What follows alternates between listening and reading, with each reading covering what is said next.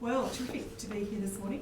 We're presenting the Bendigo Law Courts project, which was finished late last year and went operational early this year.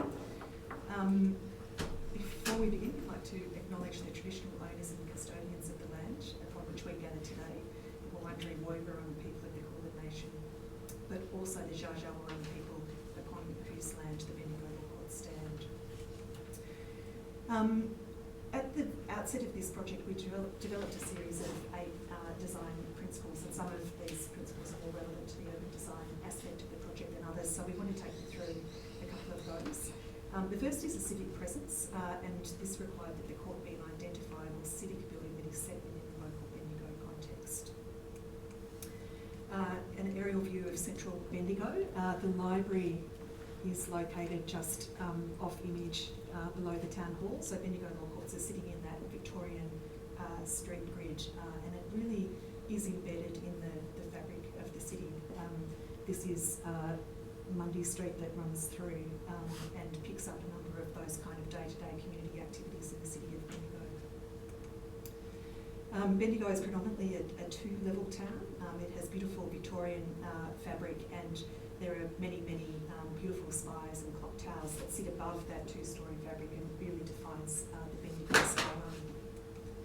When we thought about how we would fit what is actually really quite a large building into this beautiful low heritage context, we first of all sized it up. We understood how big it was, and then we made a number of moves to really make this large form sit comfortably. We lifted the top portion off the ground and created a base. We broke the building into a number of parts. We then pivoted the parts around so that we could choreograph certain views from inside the building out to landmarks in that skyline. And then we made a contemporary roof form that would join in a conversation with all of those other clock towers and spires.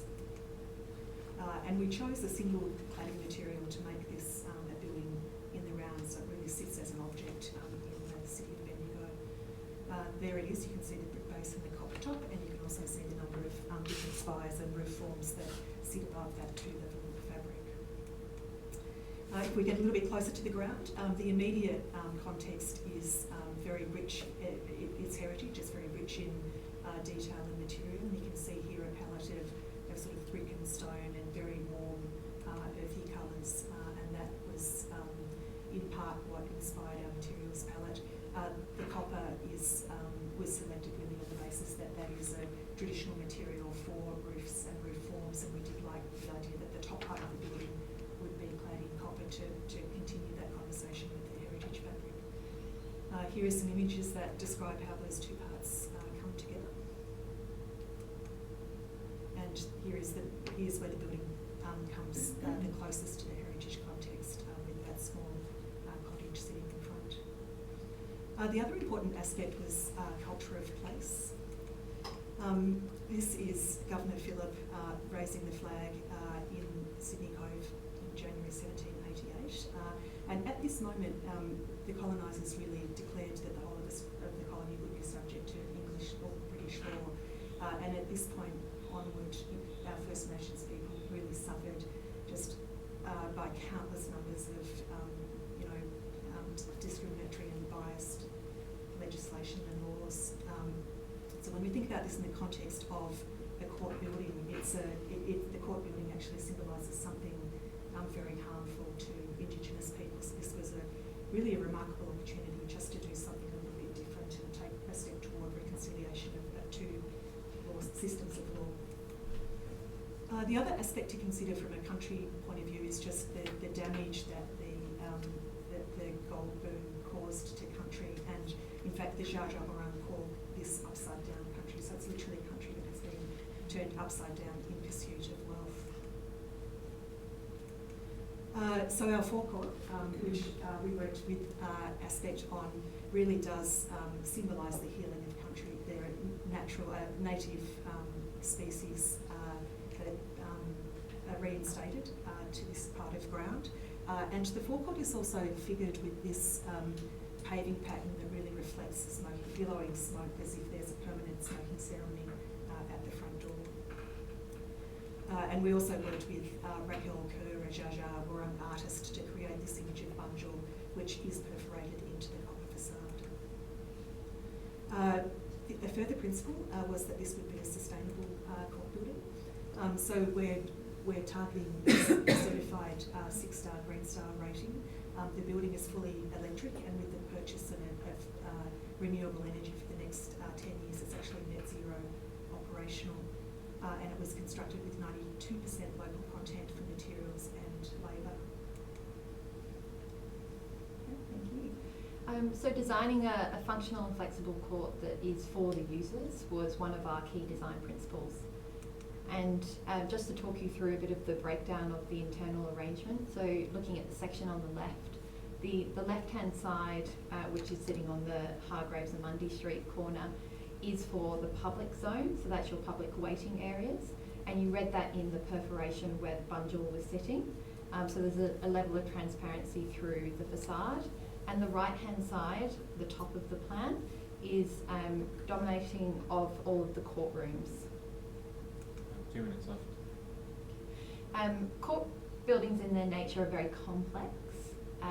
This building type has 5 different user pathways, 9 different cores, all of which you can't cross until you get to the actual courtroom.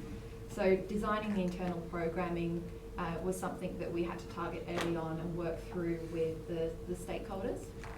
It's worth noting that this court building is the first to have a dedicated circulation pathway for vulnerable people, and they're mostly people who are subject to domestic violence, and there's a separate entrance, and as Meg says, an entirely separate circulation pathway that takes them to a safe waiting space, but then to every courtroom in the building, and that was an outcome of the Royal Commission into Family Violence.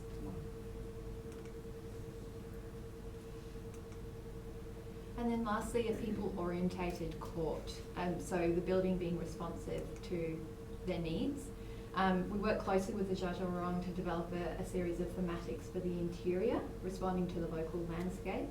So we've got a kangaroo grass, yam daisy, bluebell, and ironbark floor, and they're represented in the colours. So what we're looking at here is the kangaroo grass. So you'll see in the terrazzo there's that rich orangey brown colours, and then in the wall in front of us that's got the lemony yellows and greens of the grass. Something we're quite passionate about was working with craft and local artists, and Bendigo is known for the Bendigo pottery. So we worked with Simon Lloyd to develop a series of ceramic tiles that do span across the ground in level 1. Also internally, incorporated into the building, there's notes of artists. You can see on the left-hand side etchings into the bar tables, also artwork on the wall, hanging glass elements. And then just working with those key stakeholders to create spaces that are acoustically relevant. We did a number of prototyping elements, both in digital and physical, which allowed us to test sight lines and step heights. And then just ending on the courtrooms here, they're quite individual in their nature. Some have skylights and others are playing with timbers.